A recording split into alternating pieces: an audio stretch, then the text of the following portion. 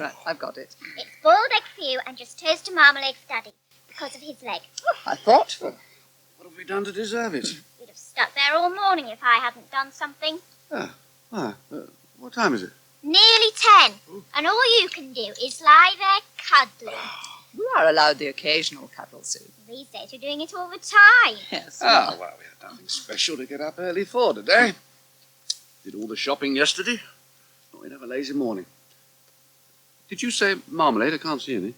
I knew I'd forget something. Oh, it doesn't matter. I'm perfectly happy with that. No, I'll get it. If a job's worth doing well, it's worth doing properly.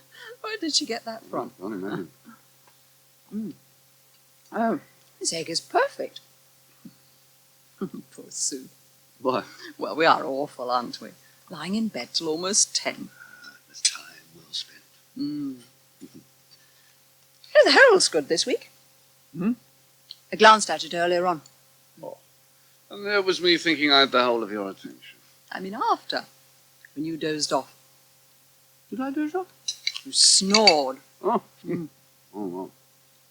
That's enough to drive anyone to reading the Herald. You say you thought it was good? Excellent. Especially enjoyed the woman's page.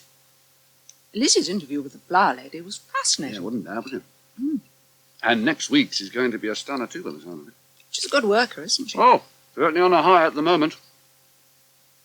I don't know whether it's because she's the breadwinner now for the Tyson family, or whether it's just simply because she's working full-time, but she really is putting her back into it. And I don't just mean into the writing.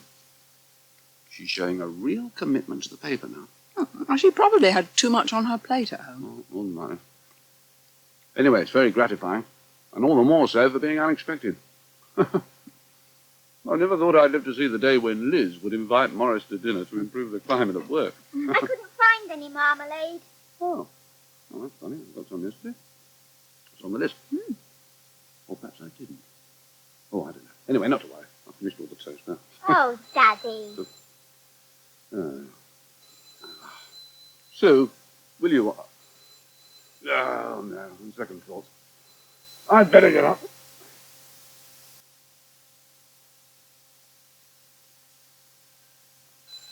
All right.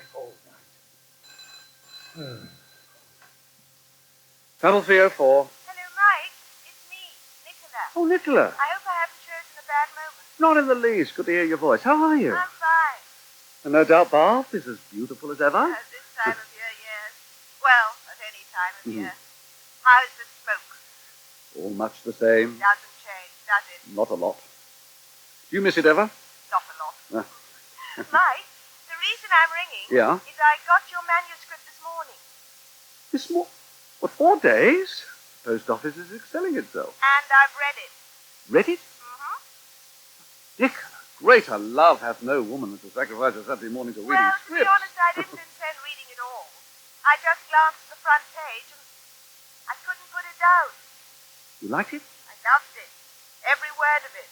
And I think it'll sell. What, without pornography or violence or anything? Just as it is. Wow.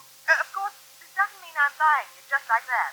I think we should have a good long talk about it first. Well, yes, of course. I've read the synopsis, but I'd like to know in more detail how you plan to develop and resolve the story. You think we should meet then? Is that possible? Oh, I realize how busy you are. We'll make it possible, won't we? Well, I tell you what I was thinking. I'm all for mixing business with pleasure. How about you coming down here and bringing Claire with you? Next weekend?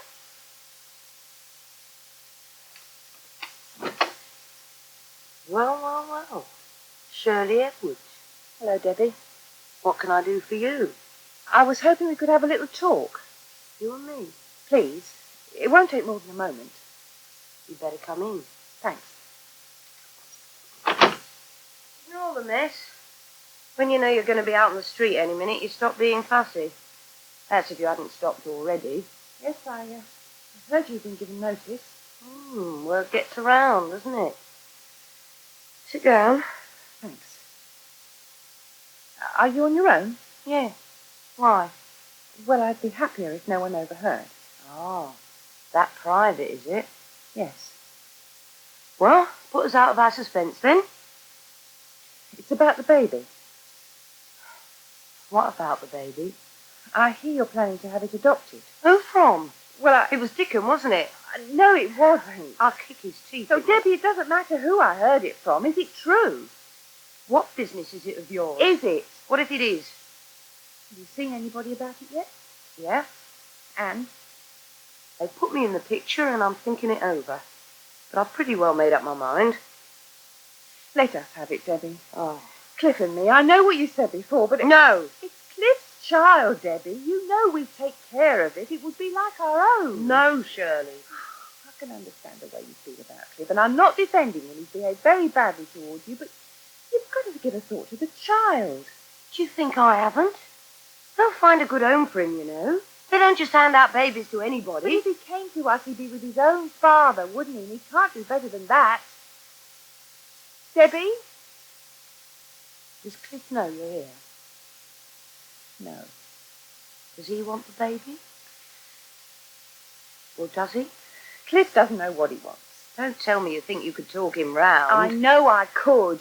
He's always wanted a kid of his own. He loves children. He packed in teaching, though, didn't he? Yeah, and you know why? Because it hurt him to be with other people's kids all the time when he couldn't have any of his own. That's what it was. Though you'd never get him to admit it. But you're carrying his baby. And not to give him the chance of adopting it just because you... The answer's still no, Shirley. I couldn't. I may not be much of a mother, but I couldn't go on living round here watching you and Cliff. But Debbie... I'm sorry, but no. It's got to be a clean break. I hope her nose hasn't been put out of joint. Whose? Sue's. Well, why should it have been? There's still egg on this spoon. Sorry. Well, you know, because she wasn't invited to go to Bath with us. Oh, darling, it's not that she wasn't invited. It was just that I was so cock-a-hoop at hearing from Nicola that she liked the first bit of my book. Well, I didn't go into the details. I know. And God knows you had every reason to be delighted. I also volunteered to phone Nicola back to ask if Sue was included, but Sue said not to bother. Oh, that's what she said, yes. And suiting her actions to her words, she made a dive for the telephone, rang the other Sue, and amidst howls of girlish glee, got herself invited there for the weekend. She's gone upstairs now to listen to her cassettes, not to pinch a few pairs of my socks. There, we've left all that behind us. Yes, all right. I'm sorry. We mustn't worry. No. Let's just take things as they come. Yes. We are excluding her, though, aren't we? A little bit. Ah, Well, her being so close, so wrapped up in each other. but that's a good thing, surely. The point, yes. But take this morning. The poor kid gets up and kicks her heels for an hour or so, and then finally has to bring us breakfast in bed to get any attention at all. Oh, my heart bleeds for her. I'm just saying we should be aware, that's all. In view of what happened. She still has a claim on our time and on our love. Okay. Point taken.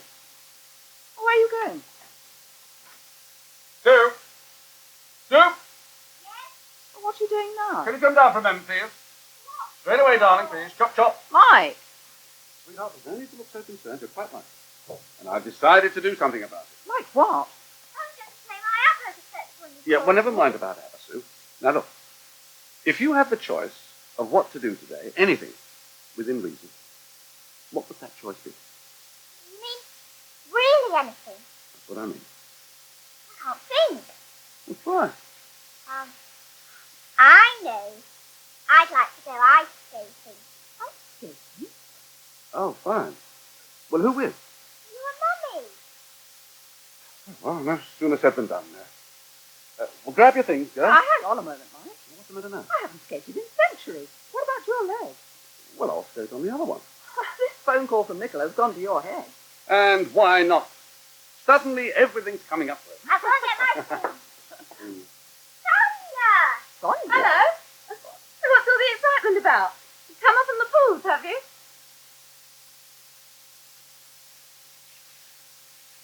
Oh, I thought you were going to the pub. No, I told Donald I couldn't. Oh, well, I'll just turn up to the book. Here, I saw this little bit of mahogany at the course, just lying in a corner. The instructor said I could have it. I thought I might make a kind of little animal or something out of it. Why not? Well, did you get all the shopping done? Yes, thank you. Guess we just arrived upstairs. Oh, who? Sonia. Thought we'd all seen the last of her. So did I. Oh, what she wanted us to, I wonder. I've no idea. She was standing in the porch when I got back on the point of ringing the bell. Said, would I let her in? Thinking I didn't have much choice. No. A fella's here and all. No, I. Hairy one with the American car parked across the road. He's sitting there in the front seat manicuring his nose. They deserve each other, those two. Yes. Well, I dare say you could say that about almost anybody, couldn't you? Oh, cheer up, love. Would it help if I said I was sorry? Because I am, Shirley. I've been nothing but trouble to you lately, haven't I? It's been a steady downhill slide. Well, for what it's worth, I've been thinking about things, and I've decided to try and turn over a new leaf. I'll stick the course out, and I'll do better than that. I'll take full advantage of the course. I'll really work at it, and I'll become the best damn carpenter and joiner in North London. Well, I can't say fairer than that, now can I? And I'll make my peace with George. I don't like what he did or the way he did it, but, well, I've always enjoyed a challenge, haven't I?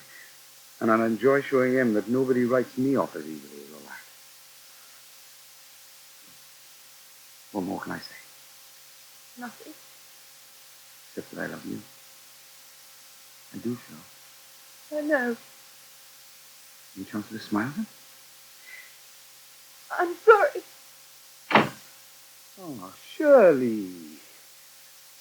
Look, I've apologized, haven't I? Oh, what more does she want? Is it Sonia? No, thanks. I'm not stopping long. Fi's outside in the car. Yes, I noticed. He gets uptight if I keep him hanging about for long. Going skating then, are you? Yes, we are. Didn't know you could skate much. Oh, a bit. Been holding out on me, have you? It's been a long time. I probably spend most of my time on the seat of my pants. Sue said that's what she wanted. Huh? You're looking well, Sonia. That's Si, that is. He knows how to keep a girl happy.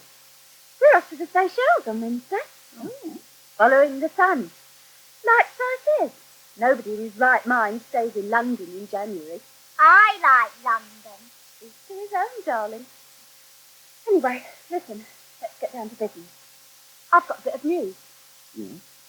Well, it's like this. Si wants to marry me.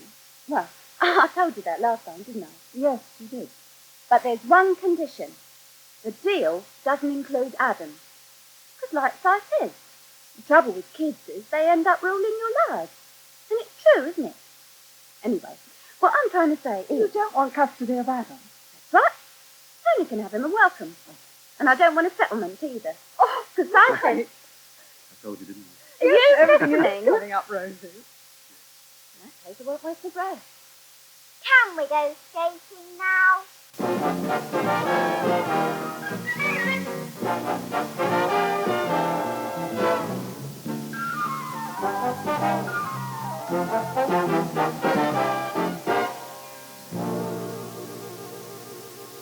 And a reminder that there'll be an omnibus edition of Waggoners Walk at 5:02 on Sunday here on Radio 2. Waggoners Walk was written by Alan Downer and Jill Hyam and directed by Anton Gill.